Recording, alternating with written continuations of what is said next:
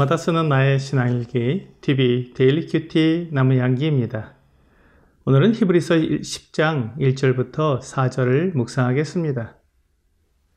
율법은 장차 올 좋은 일의 그림자일 뿐이요 참 형상이 아니므로 해마다 늘 드리는 같은 제사로는 나오는 자들을 언제나 온전하게 할 수 없느니라.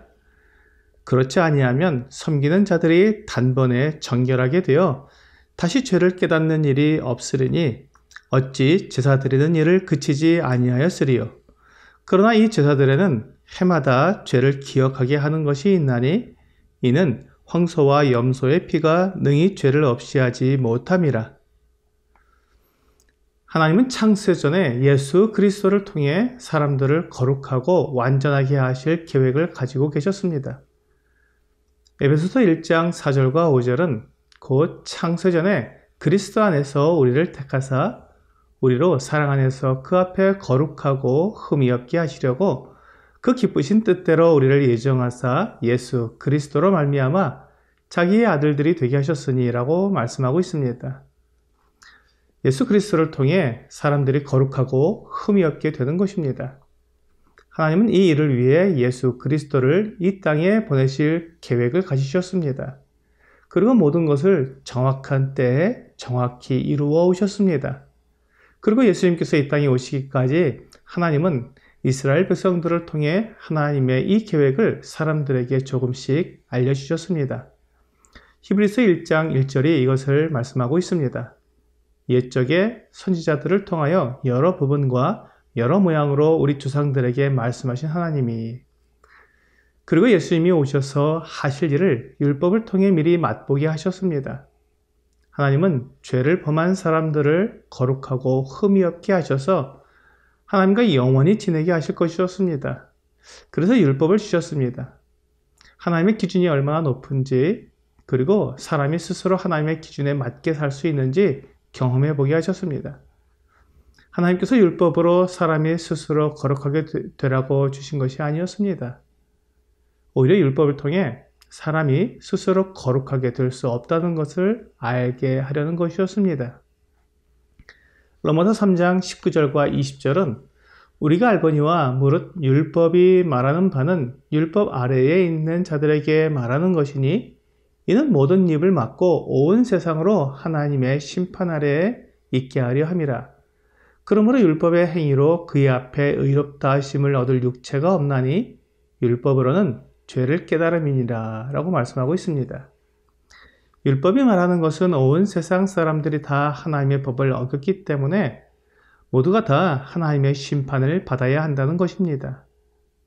이것을 통해 하나님께서 예수 그리스도 안에서 믿는 자에게 이루어지실 거룩함과 의로움이 얼마나 큰 것인지 알 수 있게 해주시는 것입니다. 예수 그리스도 안에서 우리에게 주실 거룩함과 의로움이 오늘 본문에서 말씀하고 있는 장차 올 좋은 일입니다. 하나님께서 이스라엘 백성들에게 율법을 주실 때에는 이 좋은 일이 아직 오지 않은 미래의 일이었습니다. 그래서 이스라엘 백성들은 이 그림자를 붙들고 하나님을 섬길 수밖에 없었습니다.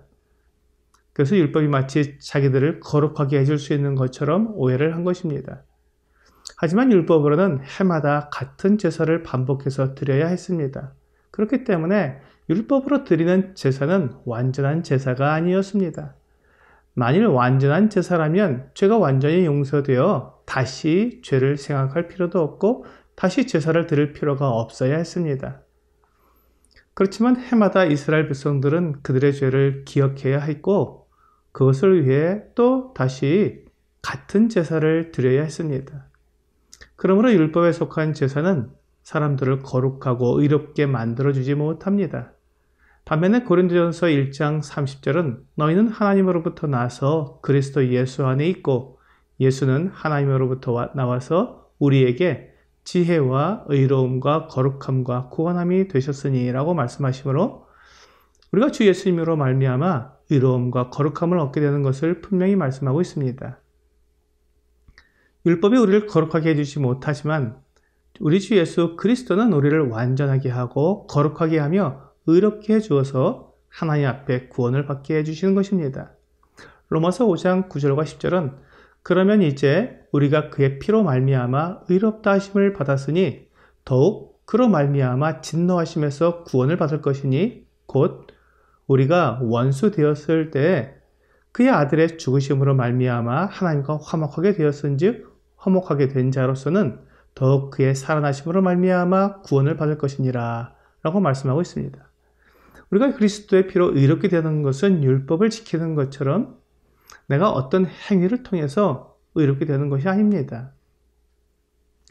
내가 하나님과 원수가 되었을 때, 그리고 여전히 원수로 행하고 있을 때 하나님의 아들이 나를 대신해서 죽으심으로 하나님 앞에서 거룩하고 의롭게 되어 하나님과 화목하게 된 것입니다. 히브리서 8장 7절은 저 첫 언약이 무흠하였더라면 둘째 것을 요구할 일이 없었으려니와 라고 말씀하고 있습니다. 첫 언약은 율법을 가리킵니다.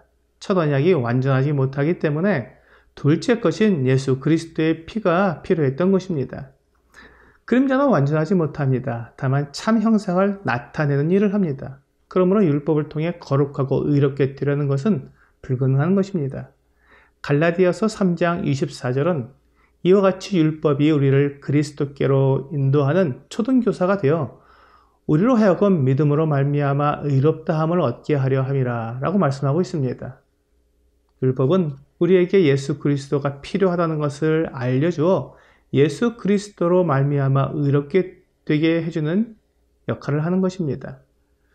그러므로 율법을 이루고 있는 짐승의 제물은 제사를 드리는 그 사람을 완전히 거룩하고 의롭게 만들어주지 못합니다.